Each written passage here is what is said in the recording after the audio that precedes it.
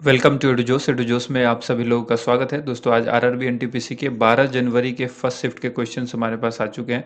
तो जितने भी क्वेश्चंस पूछे गए हैं फर्स्ट शिफ्ट के क्वेश्चंस आपको यहाँ इस वीडियो के अंदर डिस्कस किया जाएगा।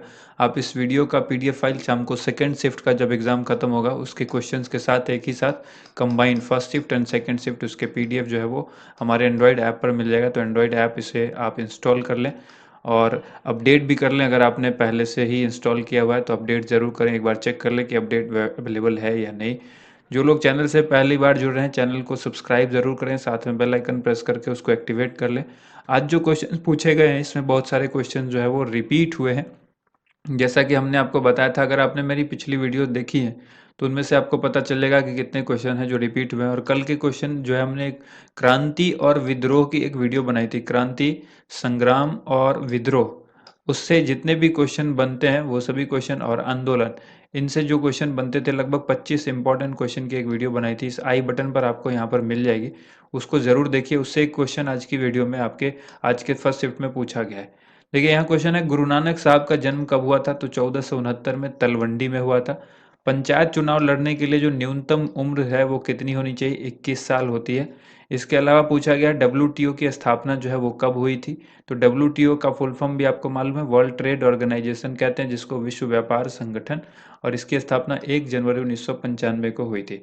इस पर आधारित हमने एक वीडियो बनाई हुई थी जिसमें सभी अंतर्राष्ट्रीय संगठन, उसके वर्तमान में प्रमुख, उसकी स्थापना, उसके मुख्यालय, तो उसको भी देखिए। डिस्क्रिप्शन में सबकी प्लेलिस्ट की लिंक दी हुई है। इसके अलावा क्वेश्चन पूछा गया है, नादिर शाह ने भारत पर आक्रमण कब किया था? तो 1739 में। इसके बाद एक क्वेश्चन पूछा गया है, मेक्सिको की पहली फिल्म जिसे 2019 में ऑस्कर मिला। देखिए आंसर हो जाएगा यहाँ पर रोमा। ठीक है, देखिए क्वेश्चन इस तरह से हमको नहीं भेजा गया था, ये क्वेश्चन भेजा गया था कि मेक्सिको की फिल्म को किसी को ऑस्कर मिला है, वो पूछा गया है। तो आपको याद रखना 2019 में मेक्सिको की ये पहली फिल्म थी जिसको ये इसको ऑस्कर दिया गया था, और ये रोमा इसका नाम था, ROMA। ठीक है, ये फर्स्ट मैक्सिकन मूवी थी।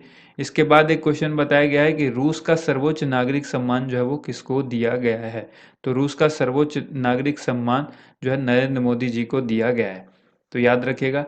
इसी तरह से जब रूस की बात पूछ ली गई है तो ये क्वेश्चन एक्स्ट्रा क्वेश्चन मैंने यहाँ पर शामिल किया है, ये क्वेश्चन आज पूछा नहीं गया है, ये एक्स्ट्रा क्वेश्चन के तौर पर आप याद रखिएगा। मैक्सिको का सर्वोच्च सम्मान जो है वो किस भारतीय को मिला है? ये मिला है प्रतिभा देवी पाटिल को। ठीक है, याद रखिएगा, अगली शिफ्ट में आपसे पूछा जा सकता है। अगर आपका एग्जाम अभी होना बाकी है तो इस क्वेश्चन को अच्छी तरह से याद रखिएगा। एक क्वेश्चन पूछा गया कंप्यूटर का W3C से फुल फॉर्म पूछा गया कि W3C का जो फुल फॉर्म है वो क्या होता है? W3C को इस तरह से भी लिखा जाता है और इस तरह से भी लिखा जाता है। तो W3C का जो फुल फॉर्म है वह है वर्ल्ड वाइड वेब कंसोर्टियम। ठीक है, वर्ल्ड वाइड वेब कंसोर्टियम, ये इसका फुल फॉर्म है।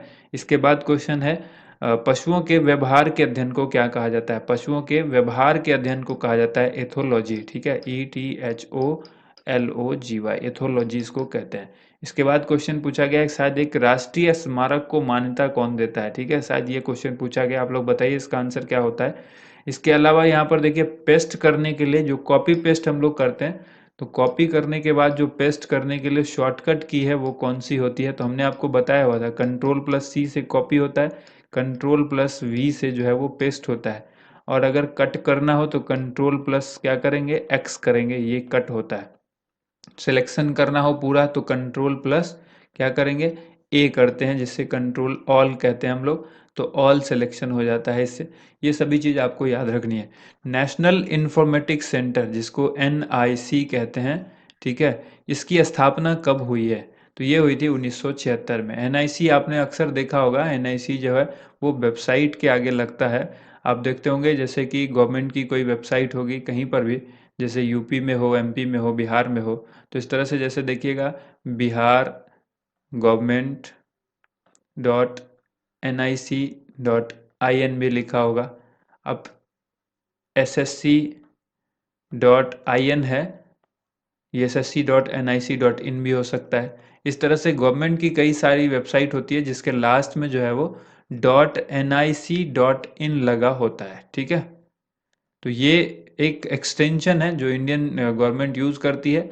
और ये जैसे कि .org होता है, .edu होता है, ठीक है, .com होता है, तो ये भारत सरकार यूज़ करती है NIC.in। वैसे gov.in भी यूज़ किया जाता है। ठीक है, तो ये भारत सरकार के अंदर में NIC है, नेशनल इंफॉर्मेटिक्स सेंटर, और ये वेबसाइट वगैरह भी भारत सरकार की विभिन्न राज्यों की वेबसाइट बनाती है। इसके यानी IT कंपनी है भारत सरकार के अंतर्गत। आप यहाँ पर अगला क्वेश्चन देखिए, अजंता की गुफाएं, कितनी बार बता चुके हैं, अजंता की गुफाएं जो है महाराष्ट्र में है। सोवियत संघ में कौन सा देश शामिल नहीं था, ये पूछा गया है। तो देखिए, सोवियत संघ में जितने देश थे 15 देश थे उस वक्त, और वो देश कौन कौन से थे, तो देखिए रूस, Georgia, Ukraine, Moldova, Belarus, Armenia, Azerbaijan, Kazakhstan, Uzbekistan, Turkmenistan, Kyrgyzstan, Tajikistan, Estonia, Latvia और लिथुआनिया।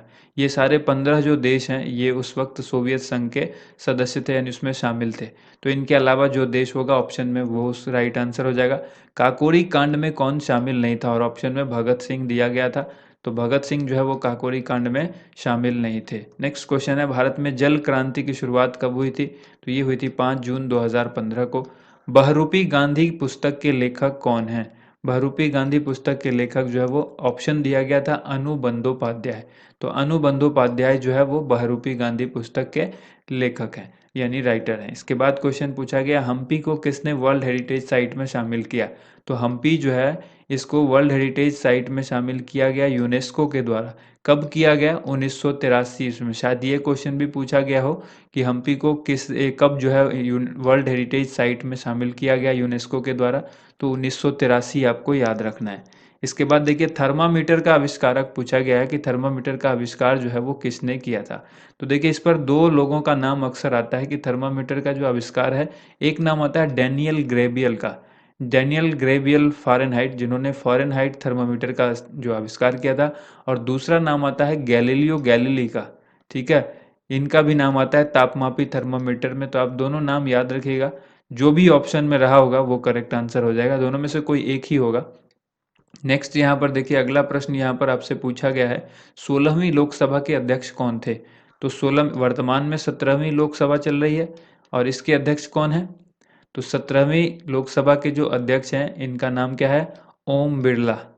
ठीक है, ओम बिरला इसका जो है वो कौन है, इसके अध्यक्ष हैं। और इससे पहले जो 16वीं लोकसभा के अध्यक्ष थे वो कौन थे, सुमित्रा महाजन थी। ठीक है, और उससे पहले कौन थी 15वीं लोकसभा के, मीरा कुमार, मीरा कुमार आपको याद रखना है। इसके बाद देखिए, अगला प्रश्न आपसे यहाँ पर पूछा गया है, एशियाटिक सोसाइटी की स्थापना कब हुई थी। तो 1784 में एशियाटिक सोसाइटी की स्थापना कब हुई थी, 1784 में। सरिस्का राष्ट्रीय अभयारण्य कहाँ पर है, तो राजस्थान में है। और राजस्थान में पूछा जाए कहाँ पर है, तो अलवर आपको आंसर करना है। ठीक है, कई बार निकटतम शहर पूछ देता है कि किस शहर के पास स्थित है, तो आंसर यहाँ पर अरवल हो जाएगा, सरिस्का राष्ट्रीय अभयारण्य। मोपला विद्रोह, देखिए ये हमने कल आपको बताया था कि कब हुआ, और एग्जैक्ट सेम क्वेश्चन आपसे पूछ दिया गया है। आप हमारी वीडियो देखना कल वाली, जिसमें हमने विद्रोह वाली वीडियो बताई है, जिसमें जिसमें हमने आई बटन पर लिंक आपको दे दिया था, उस वीडियो को ज़रूर देखना, लास्ट में भी आपको ये वीडियो मिलेगी। तो मोपरा विद्रोह में हमने क्लियर लिखा था कब हुआ था, ये आपसे पूछा जा सकता है, क्योंकि ये केरल में हुआ था, ये पूछ दिया गया था, कब नहीं पूछा गया था। तो आज जो है वो पूछ दिया गया 1921 ईस्वी में। 23 नंबर क्वेश्चन यहाँ पर है ना, हमारी उस वीडियो में भी 23 नंबर क्वेश्चन आपको मिलेगा। आप उस वीडियो में क्वेश्चन नंबर 23 देखना, मोपला विद्रोह कब हुआ था, हमने कल ही बताया था। अब यहाँ पर सूर्य मंदिर देखो, सूर्य मंदिर कई बार क्वेश्चन रिपीट हो चुका है, सूर्य मंदिर कहाँ पर है, कई बार पूछेगा कोणार्क का सूर्य मंदिर कहाँ है, कभी पूछेगा सूर्य मंदिर कहाँ है, कभी राज्य पूछ देगा, कभी जगह पूछेगा। तो कोणार्क में है और ओडिशा में है। ठीक है, नेक्स्ट क्वेश्चन पूछा है, संसद के दोनों सदन के द्वारा पारित बिल जो है, या पारित जो बिल है वो किसके पास भेजा जाता है।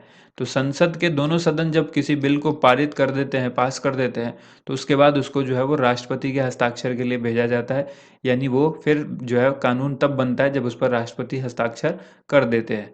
ठीक है, तो ये क्वेश्चन भी पूछा गया था। तो ये इसके बाद देखिए, पूछा गया, जॉर्ज पंचम के आने पर, जॉर्ज पंचम के आने पर कौन सी इमारत जो है वो बनाई गई थी। तो ये बनाई गई थी गेटवे ऑफ इंडिया। कहाँ पर है गेटवे ऑफ इंडिया, मुंबई में है। ये अक्सर सवाल पूछा जाता है, मुंबई महाराष्ट्र में है। और इसके बाद एक सवाल आपसे पूछा जा सकता है कि इंडिया गेट कहाँ पर है। तो इंडिया गेट जो है नई दिल्ली में है। ठीक है, ये सभी क्वेश्चन जो है बहुत इंपॉर्टेंट क्वेश्चन थे जो आज पूछे गए हैं, और इसको रिलेट करके आपको याद रखना है। तो उम्मीद करते हैं वीडियो आप सभी को पसंद आई होगी। वीडियो को ज़्यादा से ज़्यादा लाइक कीजिए, शेयर कीजिए। थैंक यू सो मच, आप सभी लोगों का वीडियो देखने के लिए बहुत बहुत धन्यवाद।